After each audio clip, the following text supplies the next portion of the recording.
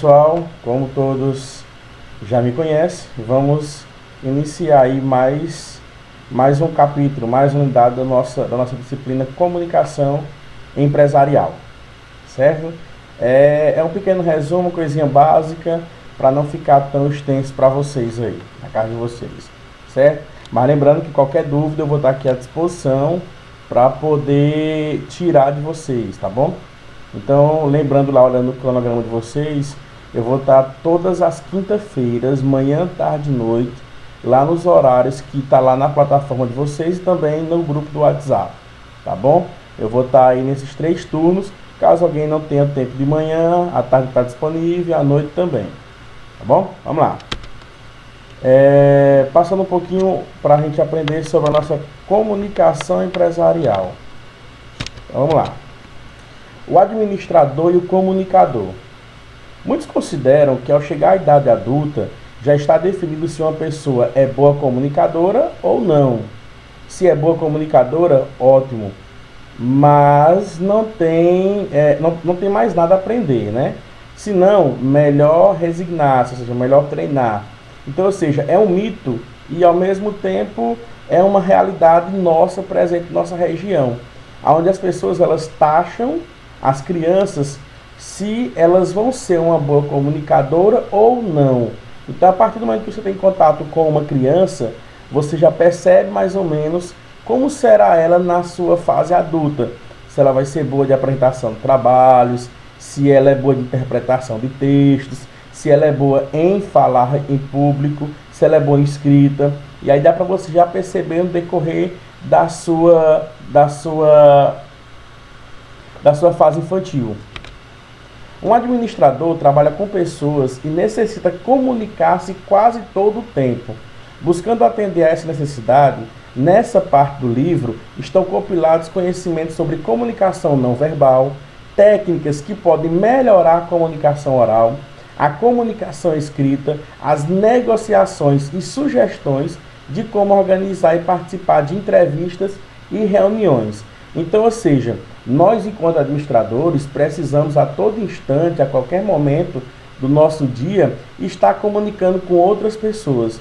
E aí, de fato, nós seremos taxados de bons administradores e bons comunicadores, ou então má administrador ou um mau também comunicador, certo? Então, no decorrer da nossa comunicação, que nós passamos a entender ou adjetivar uma pessoa entre boa ou má administradora e comunicadora também. E existem algumas técnicas importantes de você falar em público com a pessoa, né? De você estar falando em público, e existem algumas técnicas que vamos aprender nessa disciplina. Muitos especialistas vêm defendendo que um bom administrador deve ser também um bom comunicador. Acabamos de falar isso aí no slide passado, né? Roger Carren, em 1990, adverte que o comunicólogo perfeito não existe, né? Como também a perfeição não existe. Então não existe um perfeito administrador, não existe um perfeito professor, também não existe um comunicólogo perfeito. Comunicação e liderança. Para ser líder é preciso ter capacidade de agregar pessoas e conduzi-las na mesma direção, lidando com suas emoções, destacando valores e acenando com sucesso. Esses desafios exigem grande domínio das técnicas de comunicação. Entretanto, muitos administradores ainda não valorizam a comunicação. Então não adianta você apenas dizer que é administrador da empresa, que é líder daquela empresa, se você não tem a capacidade de estar junto com seus liderados. Nós sabemos e aprendemos também lá em TGA 1, aonde o administrador bom, né, o bom administrador, ele anda junto com seus liderados. Ele não só diz, faça isso e fica esperando o resultado, né? Eu expliquei para vocês na aula passada, na disciplina passada, que um bom administrador, ele diz, vamos fazer isso e não faça isso. Sempre na primeira pessoa do plural, nós, tá certo? E alguns administradores, eles têm essa ideologia, eles têm essa tese na cabeça deles, que um bom administrador não precisa ser um bom comunicador, né? Tem essa ideia. Mas vamos aprender nessa disciplina aqui não. que um bom administrador, ele precisa sim ser também um bom comunicador. Questão de negociação. No ambiente externo, ou seja, fora das empresas, as empresas costumam negociar com clientes e os fornecedores, com instituições governamentais e sindicatos, e ainda com outras empresas. É por meio das negociações que se compra e vende, que se constrói parcerias, fusões e principalmente que se cria sinergia. Uma negociação bem feita, ela possibilita que as partes envolvidas potencializem seus recursos e tirem o maior proveito deles. Então, ou seja, por isso que é interessante, na hora da negociação, eu saber falar com o meu cliente. Não adianta você falar bonito para uma pessoa que ela não vai entender o que você vai falar. Então, se você for vender algum produto em uma determinada região, onde eles têm a sua cultura local, onde eles têm como se diz, onde eles têm o seu, popularmente falando, o seu linguajar regional, né? Então, ou seja, obviamente eles não vão entender o que você foi treinado lá na empresa. Então, nós administradores, nós também comunicadores, nós temos essa inteligência de saber falar correto com o público certo, tá bom? Então, não adianta eu falar com pessoas que têm um vocabulário bem extenso e eu vou falar o meu regionalismo aqui de São João do Piauí. Não adianta que ou ele vai taxar eu de um má vendedor, não é? Vai taxar de um má vendedor, ou ele vai criar uma outra imagem minha e não possuir o meu produto. Questão de organização. Um aspecto importante é a preparação, certo? Nessa fase é importante definir seus objetivos, conhecer o histórico da questão a ser negociada e também dos negociadores. Imaginar possíveis desdobramentos e propostas e etc. Essa última atitude é que permite que se elabore um plano B, ou seja, um plano que se considera o que fazer diante de cada proposta negada. Então a questão lá também, no TGA, a gente fala porque foi a primeira disciplina de vocês e tiveram eu como professor, nós aprendemos que uma das partes da administração é o planejamento. Um dos verbos é planejar, né? Planejar, organizar, liderar, né? Então é um dos verbos que nós utilizamos na administração, entendeu? Então, ou seja, se eu não fizer o meu planejamento, obviamente, pessoal, eu não vou ter uma boa negociação. Eu não vou saber lidar com o meu cliente. Então, que organização é essa? Lembra que falamos lá de passado? É eu saber aonde é que eu estou entrando. Se eu for vender o meu produto externo em determinada região, eu preciso entender como é que ela é, né? Qual é a principal, o ponto negativo, o ponto positivo, o que é que eles precisam, qual é a carência deles. Então tem que haver esse planejamento em si, né? Outro cuidado que se deve ter ao organizar uma negociação é definir uma pauta.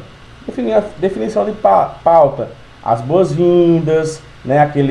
As palavrinhas mágicas, bom dia, boa tarde, boa noite. Se eu souber, melhor ainda se eu souber o nome do meu cliente, na verdade. Isso acontece muito na área da política, né? Os políticos, quando eles estão, os gestores, na verdade, né? Quando eles querem assumir a sua cadeira, que eles vão atrás do famoso voto cara a cara, eles, obviamente, quando não conhecem, eles andam com alguém daquela região que possa conhecer as pessoas, e ele já chega dizendo o nome da pessoa.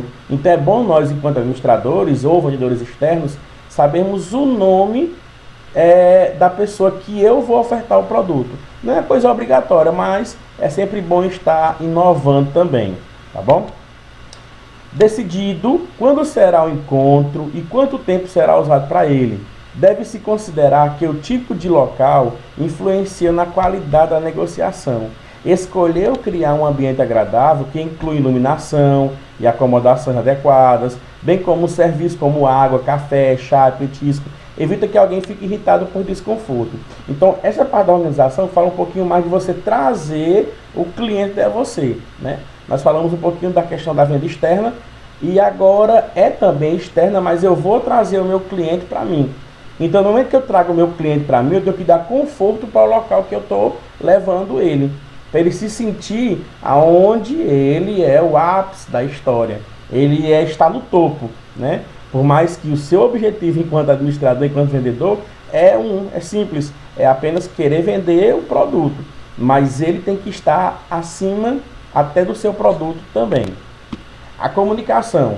Observar e analisar os elementos da comunicação não verbal. Expressões faciais, gestos, posturas, olhares para a linguagem, etc. Pode possibilitar compreender como os interlocutores estão percebendo e se sentindo em relação ao que está sendo proposto. Então, quando eu estou falando em público, principalmente quando eu estou dando aula, dando uma palestra, eu estou falando ali em público com a minha clientela, eu tenho que evitar estar olhando diretamente para uma pessoa. Uma dica sempre bem importante, que eu fiz um curso de oratória também, né? E um fato interessante é que você deve olhar para essa parte aqui do seu cliente. Você olhando para essa parte do seu cliente aqui, você está abrangendo todo o rosto dele. Agora, se você fixar a sua mente, seu olhar para um lado do seu cliente, ele vai perceber que você está olhando apenas para um lado dele. Então, quando for vender, for ofertar seu produto, procura olhar para essa parte aqui do seu cliente, certo? Até quando for participar também de entrevistas de empregos, tá bom? É bom e interessante você olhar apenas para essa parte entre os olhos. Comunicação oral. Se consultarmos o dicionário, veremos que oratória, que acabamos de falar, né? É a capacidade de bem falar, é a arte de falar em público. E para tanto, devemos desenvolver habilidades de transmissão. Ou seja, a comunicação oral é aquela parte que você tem o dom de falar em público com as pessoas. Já tem pessoas que realmente tremem, né? Param. Principalmente vocês que estarão formados daqui a um pequeno tempo, né? Estarão formados, vocês irão defender o TCC de vocês. Então, essa parte, nós juntamente com o concurso de vocês irão apresentar alguns projetos integradores, já para vocês irem se familiarizando com a parte de falar em público, tá bom? Com a parte de ter aquele domínio. Então, nada melhor para você falar em público é você falar daquilo que você criou, daquilo que você montou, tá? Então, se você criou uma biografia sua, você tem total domínio sobre ela. Agora, se você pediu para um vizinho seu, um primo, fazer uma biografia da sua pessoa, obviamente ele é que vai ter domínio do próprio conteúdo. Aspecto de habilidade de transmissão. O comunicador deve buscar clareza da mensagem, apresentando exemplos esclarecedores e ter cuidado com siglas, termos técnicos, gírias. A segurança da transmissão da mensagem também facilita o processo de comunicação. Acabamos de falar isso aí alguns slides anteriores. O comunicador tem que procurar palavras que o meu público vai entender. Não adianta eu chegar falando inglês para um espanhol nativo que nunca visitou a Espanha, os Estados Unidos, na Inglaterra, e não tem domínio da língua, ele não vai entender nada.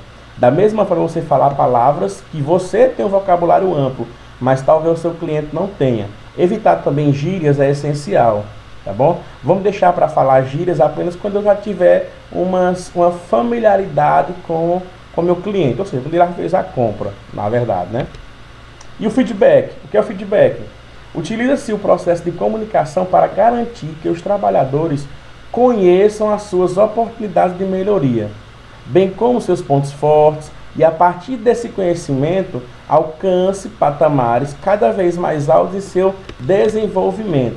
Então, ou seja, o feedback é aquele retorno, onde você vai atrás de algo sobre o seu cliente.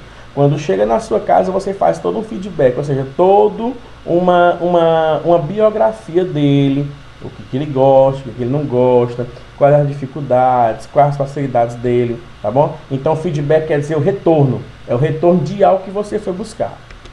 Comunicação escrita. Bem interessante eu coloquei essa imagem, porque quando tratamos de comunicação escrita, e eu creio que seria até a questão mais problema é a escrita do que a oral, né? Porque muitas pessoas, quer dizer, algumas pessoas, elas falam muito bonito, mas na hora de escrever, escrevem muito errado, né? E isso é bem interessante, não adianta. Nós, administradores, temos que dominar tanto a oralidade quanto a escrita. Eu tenho que falar bonito, eu tenho que falar bem, eu tenho que falar bem e tenho que escrever melhor ainda, né? Imagine você escrevendo algo que esteja totalmente errado e despontuado aí. Claro que ninguém aqui é doutor, nem PhD em língua portuguesa, né? Mas há erros que crianças do ensino fundamental não cometem, né? Então, por isso que é bem... Imagine aí o seu chefe, o dono da empresa pedir para você um relatório, né? Um relatório. Imagine como é que você passaria esse relatório não escrevendo bem. Por exemplo, no hospital, eu sou técnico de enfermagem e aí o médico me pede uma evolução do paciente. Então eu vou ter que dizer lá, paciente tal, encontra-se deambulando, defecando e assim por diante. Tenho que falar e escrever corretamente. Entrevistas, reuniões e debates. Entrevista é uma conversação face a face, metódica e estruturada, com o objetivo principal de obter informações. Além disso, é possível também, por meio dela, averiguar fatos, opiniões, sentimentos e atitude do entrevistado. Ou seja, a entrevista é onde você está cara a cara com uma pessoa e o principal objetivo dela é colher informações de quem está sendo entrevistado, certo? As reuniões são encontros formalizados, que em geral são usados para quê? Para transmitir informações importantes, definir estruturas, procedimentos e investimentos, tomar decisões principalmente, né? 80% das reuniões eles fazem para tomar decisões, né? As empresas fazem. Aconteceu um problema e aí reúne-se o setor para poder tomar a decisão correta. Se acertar, parabéns para todos. Se errar, todos erraram. Debate pode ser definido com a manifestação das ideias de pessoas. Diariamente no convívio social, vários assuntos são debatidos formalmente, nas várias instituições, escolas, empresas, associações. O debate pode assumir um caráter mais formal, técnico e profissional. Ou seja, o debate ele é uma discussão de ideias, onde eu tenho a minha opinião e o meu colega que está debatendo comigo tem outra opinião.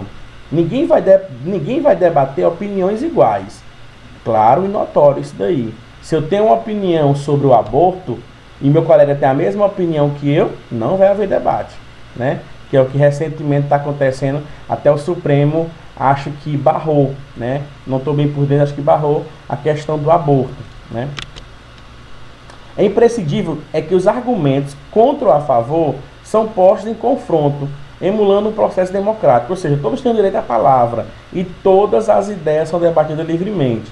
Vence o argumento mais consistente ou mais bem apresentado. Certo?